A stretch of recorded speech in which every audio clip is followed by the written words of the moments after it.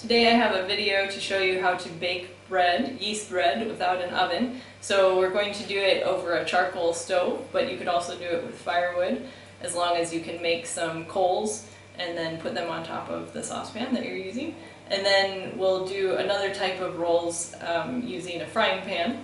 And so we'll look at how to do that and how you can still have yeast bread even if you don't have an oven.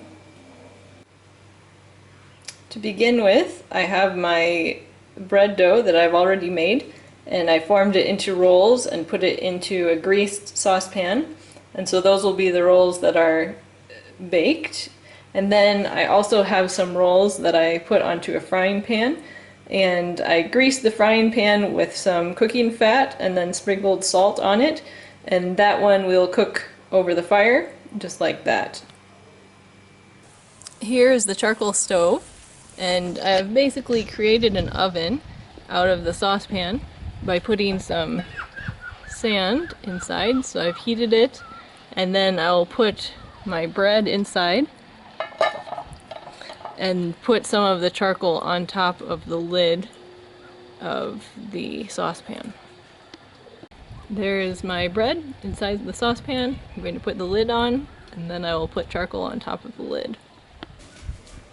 Okay, there is the saucepan with charcoal on top, and I've reduced the heat on the bottom a lot because it will burn pretty quickly if it's got too much heat underneath.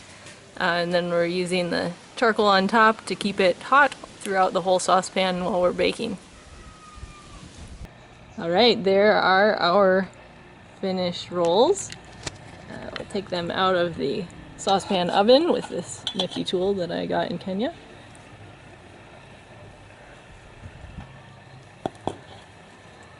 So, finished rolls without an oven. Alright, there are the finished buns. You can see they're very nicely done throughout. These rolls are going to be fried in the cooking fat that I put on the frying pan, and they can't be with too hot of a fire or they'll burn, so I've raised them up with some bricks a little bit higher above the charcoal. So we'll go ahead and let them start cooking, and then once they get browned on one side, we'll flip them over and cook them from the other side. Since the fire was dying down a little bit, I decided to remove the bricks and put the pan directly on the sagiri. So you can see that they're not really getting brown yet. We'll wait until they get brown before we turn them over. But we'll let them cook on one side, then flip them over and cook them on the other side. Okay, that's how they look when they're browned enough to be able to flip them over and start cooking the other side. Let me try to do this without throwing them on the ground. So we'll let them cook from the other side and then keep flipping them until they're fully done.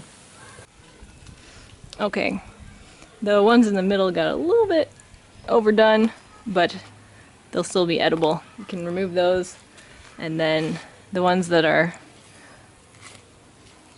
on the outside are a little bit less burnt. Pretty perfect. You can see if they're done by breaking one open. See, it breaks like bread. It's not stretchy like dough. Whew. Hot. And there we have our final product. Baked rolls and fried salty buns made without an oven.